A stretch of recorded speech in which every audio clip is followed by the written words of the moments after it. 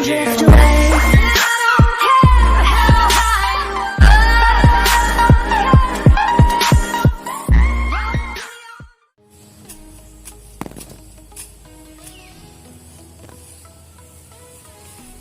Assalamualaikum warahmatullahi wabarakatuh.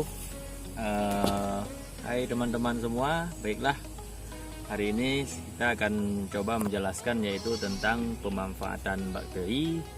Yaitu ada beberapa pemanfaatan bakteri yang memang sekarang sudah digunakan.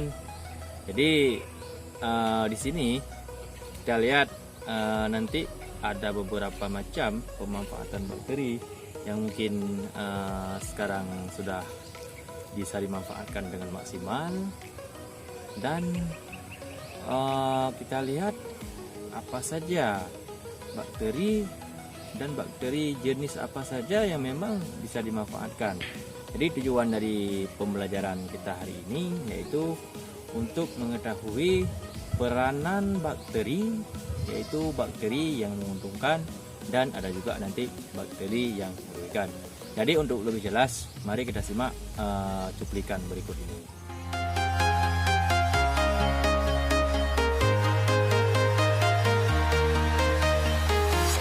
I'm walking alone, the streets are empty. The only thing I can see is my own silhouette. I'm getting stronger, step by step. The clock is ticking, but there's no time for regrets. I've been flying from town to town, from London to Taiwan. I've been all around the globe trying to protect your soul. We are heroes tonight. We will fly above the sky. We are heroes tonight.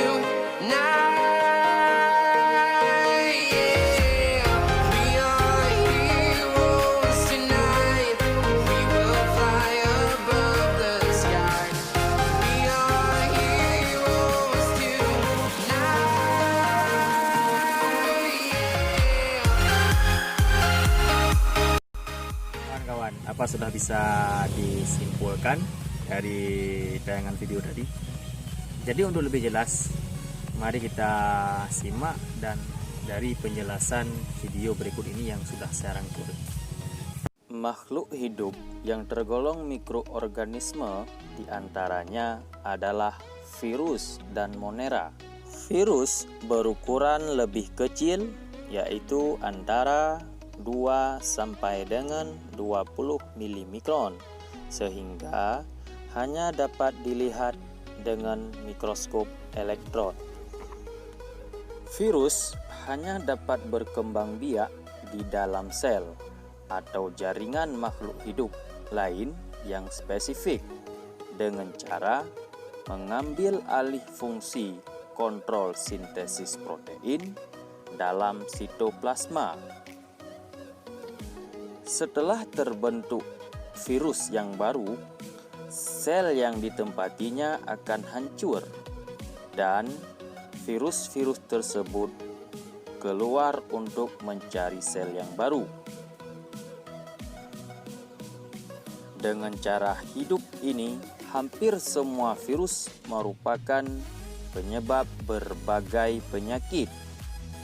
Misalnya, penyakit influenza, COVID-19 yang mewabah pada manusia saat ini, penyakit fever pada unggas, dan penyakit pada daun tanaman tembakau.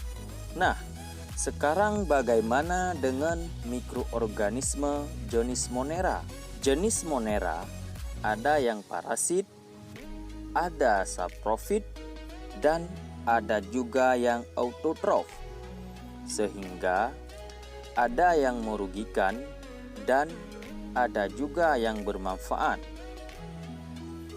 Monera berukuran lebih besar dari virus sehingga sudah dapat terlihat dengan mikroskop cahaya biasa. Yang tergolong monera adalah bakteri dan alga biru. Bakteri ada yang merugikan ada juga yang menguntungkan atau bermanfaat bagi manusia. Yang merugikan biasanya dihubungkan dengan penyakit yang ditimbulkannya. Misalnya, penyakit lepra disebabkan oleh Mycobacterium leprae, penyakit TBC disebabkan oleh Mycobacterium tuberculose, dan sebagainya. Sedangkan bakteri yang menguntungkan sampai saat ini telah banyak dimanfaatkan oleh manusia. Dalam kehidupan sehari-hari, bakteri pengurai dan bakteri nitrit berperan dalam proses penguraian sampah-sampah organik. Misalnya, sampah yang berasal dari tumbuh-tumbuhan. Mula-mula, sampah pada proses penguraian atau proses pembusukan menjadi unsur-unsur CO2, CH4, NH4+, dan H2S. NH4+ akan bereaksi dengan O2 menjadi NH3 atau amoniak, ditambahkan air atau H2O. Selanjutnya akan mengalami proses nitrifikasi oleh bakteri Nitromonas speciosa menjadi nitrit. Nitrit dioksidasi lagi oleh bakteri Niger speciosa menjadi nitrat.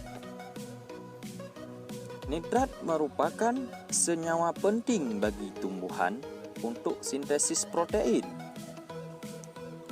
Apabila tanah yang ditempatinya cukup mengandung unsur atau senyawa yang dibutuhkannya, maka tanaman dapat tumbuh subur. Selain bakteri nitrifikasi, ada bakteri lain yang dapat membantu menyuburkan tanah, yaitu bakteri yang hidup bersimbiosis pada bintil-bintil akar tanaman suku polong-polongan.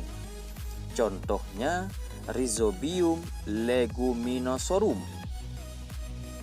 Bakteri ini mampu mengikat N2 bebas dari udara sehingga tanah yang ditempatinya menjadi subur. Selain bakteri nitrifikasi dan bakteri simbiosis yang telah disebutkan tadi, bakteri dapat membantu proses fermentasi juga telah banyak dimanfaatkan, antara lain untuk membuat cuka, kecap, yogurt, nata de coco atau sari kelapa, tape, dan sebagainya. Tentunya kalian suka menggunakan cuka untuk pembuatan makanan. Ya, dalam kehidupan sehari-hari, cuka dimanfaatkan antara lain untuk membuat acar, asinan, manisan, atau untuk menghilangkan bau amis pada ikan. Cuka merupakan salah satu produk dari fermentasi yang prosesnya dibantu oleh bakteri. Asam cuka diperoleh melalui 2 tahap proses fermentasi. Mula-mula, sewaktu senyawa gula difermentasikan dengan cara memberi ragi pada senyawa tersebut sehingga dihasilkan senyawa alkohol. Senyawa alkohol yang dihasilkan kemudian diberi ragi yang sesuai agar terjadi proses fermentasi lagi. Dalam proses ini, bakteri asam cuka membantu terjadinya proses fermentasi yang menghasilkan asam cuka. Di dalam bidang farmasi, bakteri juga mempunyai manfaat yang tidak kalah pentingnya. karena jenis-jenis bakteri tertentu merupakan penghasil zat-zat antibiotika. Contoh jenis bakteri yang menghasilkan antibiotika: Acrobacillus colistinus, Bacillus polymixa, Bacillus brevis. Mula-mula, bakteri penghasil zat antibiotika diinokulasikan pada medium fermentasi yang sesuai sehingga terjadi proses fermentasi. Selama proses fermentasi ini, bakteri akan berkembang biak. Selanjutnya, bakteri diambil untuk diisolasi agar diperoleh biakan murni. Bakteri dari biakan murni inilah zat antibiotikanya diperoleh. Zat antibiotika yang didapat selanjutnya dibuat menjadi bermacam-macam sediaan obat yang bisa berupa tablet, kapsul, sirup, dan injeksi. Untuk dijadikan sediaan tablet, zat antibiotika dicampur dengan bahan tambahan berupa bahan pengisi, bahan pengikat, bahan penghancur, bahan pelincir, pewarna, dan perasa. Setelah semuanya tercampur dengan menggunakan ayakan khusus, dibuat menjadi butiran atau granul. Kemudian dikeringkan dengan pengering khusus. Setelah itu baru dicetak. Sedangkan untuk dijadikan sediaan kapsul, zat antibiotika dicampur dengan bahan pengisi dan pelincir.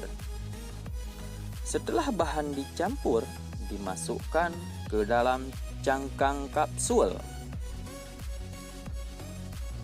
Untuk sediaan sirup, biasanya diberi bahan pembentuk suspensi, sedangkan untuk injeksi dilarutkan dalam pelarut air, minyak, atau gliserin.